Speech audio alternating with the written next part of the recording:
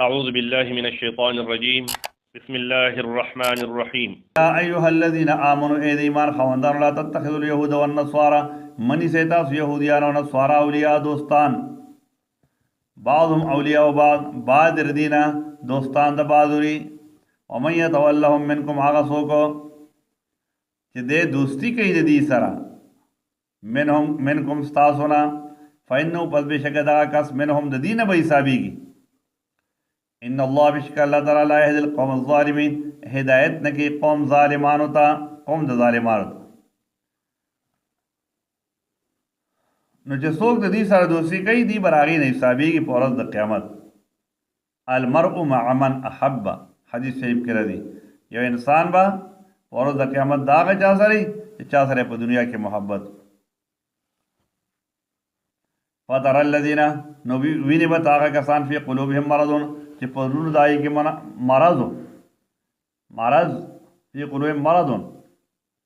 لکه عبد الله ابن ابي منافق یسارعون فیهم او نو دې منډې ترلې وي فیهم په میاند دي کې یقولون دی وای نخشا مون خو یریږو ان تصیبنا دایره دا چې وبرسیږي مونږ ته دایره سم مصیبت د لوګي مصیبت فعصى الله نو قریب رچ الله تعالی ان یاتي بالفتح راولی فتح د مکی او امر من عندي یا یو کار یو امر مراد تینا عذاب دے من عندی د خپل طرفنا فیصبحون شبدی علی ما اثروا پاغ سبان چې دی پټي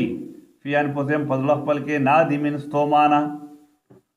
ويقول الذين امنوا وایو هغه کسان چې ایمان راوړل هؤلاء الذين دادی هغه کسان اقسم بالله چې دی قسمونه کول په الله باندې جهد ایمانهم مضبوط قسمونه انهم لمعكم جب شکر دی خامخا تاسو سره دی حبطت اعمالهم نه برباد شوی دی عملونه دی فاصبحوا خاسرین شول دی تاوانیان یا ایها الذین دنیا کې فائدہ سی وی په آخرت کې بدا شان تاوانیانی وی یا ایها الذین آمنوا اے ایمان خواندانو من يرتد منکم هغه څوک چې مرتد شو واپس شستا سونه عن دین د خپل دین نه فسوف یأتی الله نظر چې الله تعالی براولی بقوم یو قوم يحبهم چې الله تعالی به دې سره محبت لري ويحبونه او دې به د الله سره محبت لري اذلة علی المؤمنین او دې به سي ذلیل به یې نه په مؤمنانو باندې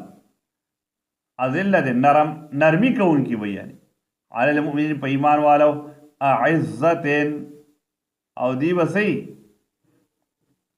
زور اور به الکافرین په کافرانو باندې یجاهدون فی سبیل الله جهاد بکی پلار د الله کې ولا يخافون نه بیریږي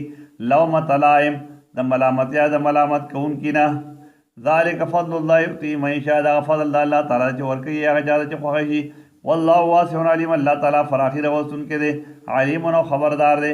انما ولیکم الله بشک دوست تاسو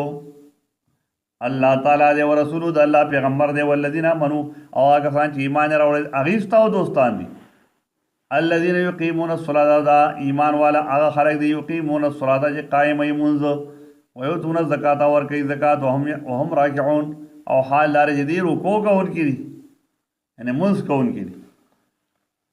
ومن يتول الله ورسوله او هغه څوک چې دوستی کوي د الله تعالی سره او د الله رب پیغمبر سره والذین آمنوا هغه کسان سره چې ایمان راوړي فإن حزب الله هم الغالبون دا د الله ډله ده او بېشکه ډله د الله هم الغالبون نو دی غالب دي دی به زوروري